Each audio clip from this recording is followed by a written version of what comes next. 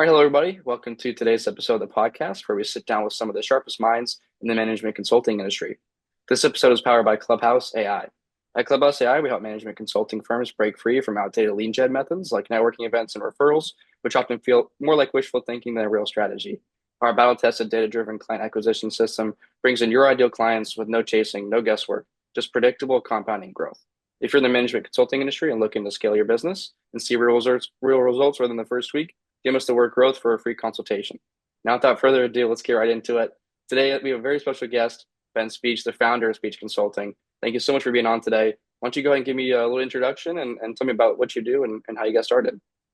Yeah, absolutely. Thanks for having me. Yeah, I've been doing this for a couple years now. I had been a COO in operations of companies before, found out I was really good at working myself out of a job, and so decided to just make that the whole point of what I do. So yeah, I work with founders, small business, small teams, and just kind of get operations headed in the right direction. And yeah, doing that for now for about a year and a half. Awesome. So, what does your day to day look like? What's your typical day? Yeah, typical day. Obviously, I have kids, and so I get them off to school and do all of that stuff. And then typically it's into a block time. So most mornings, block time of email response, LinkedIn posting, social media kind of things, which is good, Hmm. 2 to 3 hours. Afternoons, I typically do some sort of networking event, whether it's virtual or in person. And then afternoon is usually spent following up and then getting ready for dinner and all of the other things that we have going on. Awesome. That sounds like a good day there. Yeah. So how do you fit into the bigger picture of your company? Are you a solopreneur or you have employees? Yeah, solopreneur for the moment and just kind of really enjoying the, I would say, solopreneur network that I've found, Hmm. which kind of feels like having other employees where we're all like really very very open, giving each other ideas of what we can be Right. doing and how we can making our businesses better. So having those networks to rely on is really great because then if there are new tools and things like that, we get to share them across and then use them ourselves. That's awesome. Yeah. And how are you handling being the sole operator of your company? Like, is there plans to expand, or are you getting overwhelmed with work, or how's that looking? Yeah, right. Both, all of the things, right? So the idea is, yeah, to grow it obviously into something that can sustain, lifestyle that we want. And then after that, it's using a lot of the tools that we have to kind of Mhm. remove some of the day-to-day monotonous stuff. And that's the Right. real benefit, I think, of the AI and this whole movement Right. is, doing I want to say less important things, but doing the things that I don't need to be doing that I can spend my time on Right. um, doing a lot of the things that only I can do. And if I can set those tools up and have those things run in the background or run when I want them to run, Right. then it frees me up to do a lot of the things that, again, only I can be doing. Right. Yeah. As someone who does lots of work every day with AI, that's my thing. It's the most important thing I'd say with AI is it's definitely not in the spot yet where we can replace humans in jobs and people in the consulting space like yourself that offer that expertise and wisdom that computers Yeah. don't have. It's such a great way to automate your daily tasks like your admin work, your lead gen, stuff like that that is just going and typing 1,000 emails a day that you Yeah. can't do, but AI can. Yeah, that's great. I 100% agree. Well, in terms of AI and trends in the industry, Mhm. how has AI impacted your business and growth strategy? Yeah, I think one, it becomes like obviously with whatever system you're using, it can become a thought partner in what you're doing. So I love when I see like certain posts about creating like specific GPTs for the type of consulting that you would like to have, Right. right? And so go and get like the Gary V's and Adam Grant's and Simon Sinek's and have it pull in their values and what they, coach, but in a way that you can sit and chat with them whenever you feel like having a chat with them, whether Right. that's, you're in the car or you're, on the walk with the dogs or whatever, you can pull that up and throw in an idea and kind of get industry knowledge that wouldn't really be available to you in Right. any other way. Or you have to go the route that a lot of us did at my age, which was just read a bunch, which Hmm. is great. And obviously, you should still be doing that. But you don't have to do that now. There's other alternatives to say, well, if you really want to know what that person, thinks, you have to read their entire library.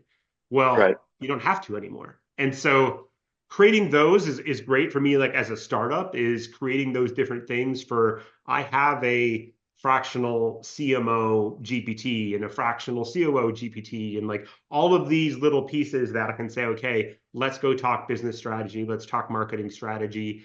And it can really help me put all that stuff together. Right. Yeah, it's an amazing aspect of AI as well. I like the way you said a thought partner. Yeah. It's like having the entire internet at the tips of your fingers rather than having to go to Google and look through different articles, especially if you have ChatGPT Premium or whatever you use. Yep. You can say, do this research for me, punch back, and like you said, you can consult the leaders in the industry, like Gary Vee or someone, say, find me articles from this person, give me the best data. I think it's amazing and something that's Yeah. gonna completely elevate every industry in the world. That's amazing. Any Absolutely. other industry or any in other industry trends that you're seeing affecting your business? I think everyone's trying to, I mean, jump on the AI train, right? I think we saw that Hmm. initially, and I think there's that little bit of, I don't call it a bubble, but a little bit of like, oh, this Right. isn't exactly what we thought it could be. And I think people kind of sometimes miss the point about what it is. I love the joke that somebody posted about we changed all of our loading screens to say thinking, and now we're an AI, company because it's like you have that misconception that it's not that's working in the background. And so I did an article a while ago talking about like a level one or like surface level AI usage, and then that back end that a Right. lot of people aren't touching. But the first step is kind of that multiplier, like you alluded to, of if you're going to send one email a day to your one client, that's the most important, and you're going to write this email and make it sound the best, and it takes you 8 hours to write that email. Right. Okay, well, you can use AI to write 1,000 of those, Right. and that can happen as easily and quickly as you want. Or a chatbot on a website, it can be one person sitting there waiting for the chat to come in Hmm. and then answering every single question. Or you can have unlimited chats happening simultaneously through the use of AI, which is great, and do that. But then there's like the level two, right? There's that deeper side of like, you can start running analytics on things. You can start qualifying and strategizing and rerouting and all of these other secondary features.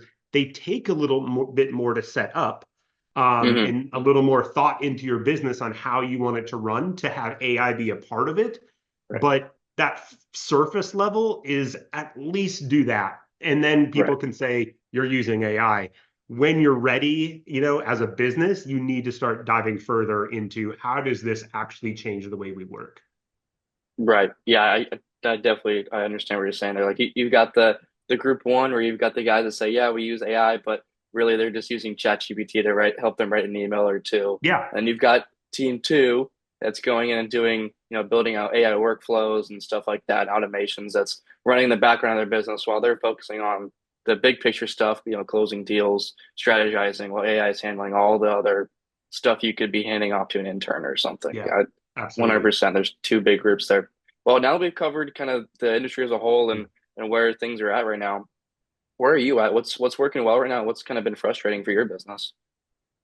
Yeah. There's been a few things. What I do enjoy networking. I think it's one of those things that as a solopreneur, I think you have to do, if nothing else, to find your voice.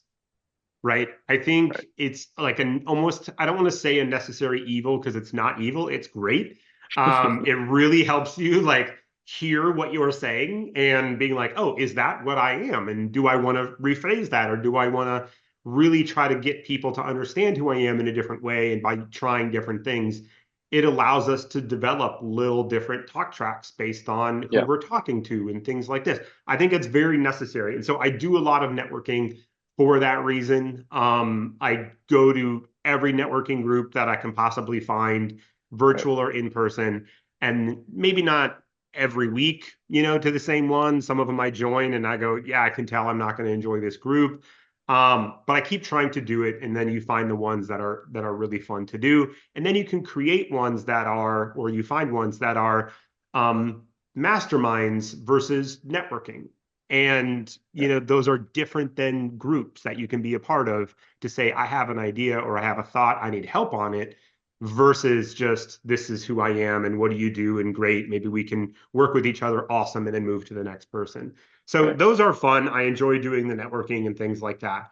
Um, what's not working as well, which again, is probably everybody's problem, is of course lead acquisition, generation, Hmm. finding those right people.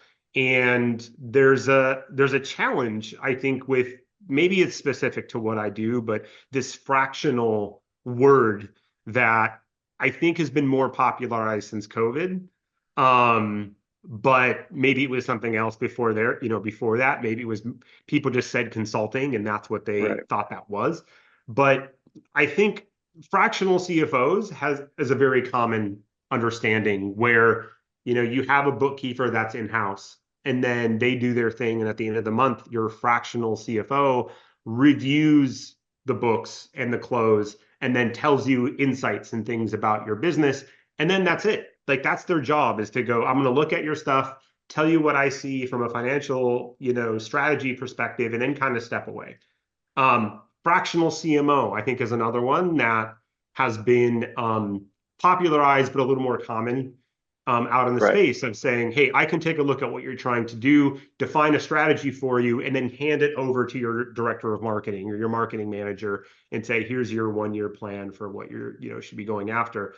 I think in the fractional COO space, the fractional operations space, it's a less of a thing that people are used to hearing. Hmm. But I think that fractional piece is newer. And so I've talked to other fractional COOs about this idea of our competition is not each other. There's way more stuff out there, jobs out there for us, and then Right. there are people doing the work. But the competition is the idea that a founder or CEO has that they need a full-time person to do their operations. Right. And that is a hard sell. And it's a hard, marketing, uh, drip campaign, that's Right. going to get somebody to understand it, to be like, oh, I'm going to start getting these cold emails or whatever, and then realize through this email that you've convinced me I don't need a full-time person. I think it's tough. And so I haven't quite figured that part out yet. I've tried a couple different things just with email campaigns and networking and stuff like that. I've gotten success through social media posting and things like that of people seeing it and going, oh, I want to talk more. Hmm. But again, it's definitely not a I'm ready to be sold. It's a let's have a conversation about what you're trying to sell because I'm curious. Gotcha. Yeah. And so that's a tricky piece. I haven't quite nailed it. I haven't spoken to anybody else who has nailed it, except that there is this genuine self, online that you have to put out there, and the education over selling Hmm. in the space is definitely the strategy. And I Yep. tell everybody, every founder group that I work with as well, same thing. Like, don't just try to send sales emails out there. Try to Right. send education out there. So yeah, I guess that's a little bit of what's happening and maybe what's not happening as well as I'd want it to be. I got you. Yeah, I think we spoke about that last time. You said Yeah. educational content is like the biggest thing right now. No one wants to hear what you're trying to sell them. It comes across as a salesy. You're just trying to get some money from them.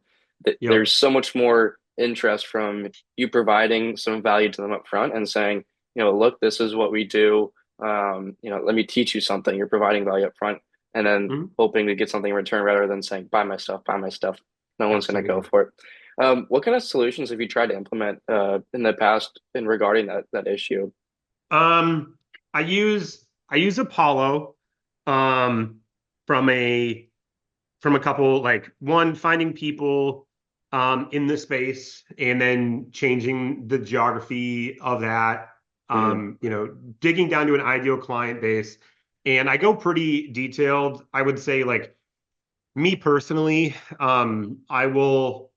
narrow it down. And I know I don't forget what all the acronyms are, right? But there's like the SOM, SAM, Right, PAM, right. TAM, whatever they are, right? Yeah. Your addressable network, and then all the way down to your ideal target market. Hmm. And so I'll kind of go wide, and then I go really detailed, and I don't like to get more than like a couple hundred, right? Like if it's still in the thousands, I'll try to go further into Hmm. narrowing it down to people that I really think I could help, and that's my ideal target. And I don't always even start out with cold emails at that point. Like I'll usually go find them then on LinkedIn, and click through them that way and try to get connected and have that conversation of just, hey, Right, let's get connected. I think we're in the same space, or I think I could help.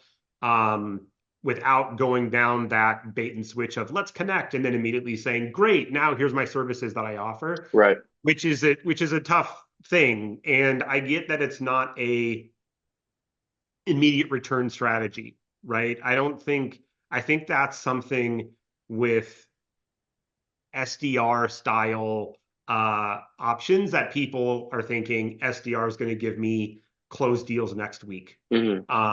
It's sort of like SEO, I think, in that sense of like, you're Right. not going to turn on SEO, right? And get traffic tomorrow. Like, this is a Right. long-term play. And so it's just that's how I use Apollo right now. I have used it for cold emails when I get to a very specific group under 200 or so. Then I'll put something together of just a quick, maybe 3 email campaign over the course of two Right. weeks. And it's very, very tailored. Again, not salesy, just more of like, here's where I am online. Come find my content. Right. So I've used that. I've liked it for that. Not overly happy with some other things. I found some nuances just with Apollo that I wasn't overly excited with, but that's fine. Right. Every platform has its quirks. Right. Um, Obviously, Zapier, is a must-have for when you're connecting things around. And then I did try the other day. I mean, I built my website and stuff like that. And then I did try Webflow's AI website builder, which was interesting. I think we're close with it. Um, Webflow, I think you're almost there, but there was definitely some nuances to it that I wasn't overly excited Right. with, and ended up scrapping the project and doing it by myself anyway. But there are some of those that I think also do help. But for true AI automation tools, it's been mainly the Zapier and Apollo Hmm. connections into HubSpot, from my Gmail and stuff like that. Gotcha. Yeah, that's awesome. Definitely something we could talk about later. I won't drop the softwares on Yeah, no free promo here, but there's definitely some great AI CRM tools and yeah, other what's similar applications to Apollo yeah, that are helpful. But yeah, no free shout outs. But for sure, yeah, for sure. what kind of results are you seeing from that? I mean, I would say it's mild growth. I don't think it's anything, you know, uh, major, eye-opening. I'm not a marketer either, right? Like that's Hmm. the whole piece is as a COO, I can run the business. And then when it comes to like specializing into a marketing expansion or financial, whatever, like I go get those experts. And Hmm. so the start in the beginning here is to get my business up and running, getting it moving, and then get to a point where I am ready to like really outsource that piece. And so I'm Yeah. not quite there yet. I still feel like what I'm doing is okay. I'm getting expansion in LinkedIn following. That's mainly where I push people is through Right. LinkedIn. But that's working. It's starting to happen. I'm starting to see momentum. And then again, with the local stuff, it's putting people into those cadences as well as like a newsletter and stuff like that. And so Hmm. I think a lot of that stuff is happening. It's just obviously with every probably solopreneur wanting it to happen faster Right. when you wanted to. But again, getting into the holidays, like my kids are off, 4-day weekend. It's also nice to not have to do all that Right. stuff and say, hey, I get, if we can pay the bills and get through, like we're good right now. Right. And then when I'm ready to turn it on and when all they're back to school and maybe the holidays are over, it's like, okay, Yeah. maybe let's put the pedal to the metal now. Yeah. I definitely one of the most amazing things about being an entrepreneur is being able to control your schedule and your time freedom. I would For say sure. even over the financial freedom, I would say the freedom of your time is like the biggest thing ever. I'm able to, if I wanted to, I could only book calls on Tuesdays and Thursdays and have the rest of the days Right? open to go do whatever I want. I think it's, and especially you having a family, it's one of the most amazing things. Yeah, Well, absolutely. now that we've kind of covered where you are, where do you want to be? What are your goals for the next 6 to 12 months? Yeah. So the rest of the year is really about filling the time with clients and stuff like that. And Yeah. so there's, again, with everybody, there's a great pipeline and then there's close rates, right? And those are the challenges that everybody has. So that's in the more immediate. And we were looking out towards 6 months. It's more about continuing, to get more of that podcast presence, which would be Hmm. for me just one of those things that I'm trying to do. And then getting a little bit more into the local speaking network.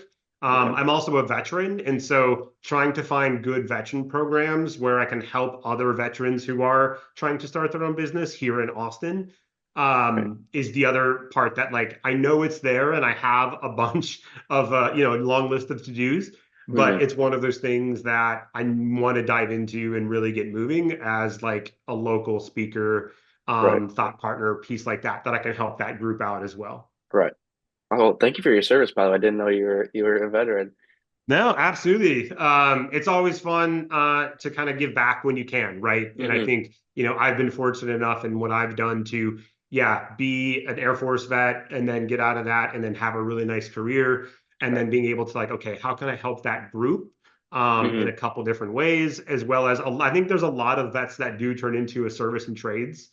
And so that trade service group in general overlaps a lot with that vet group. And so like that whole world is one of those like bleeding heart areas that I know I want to do more in.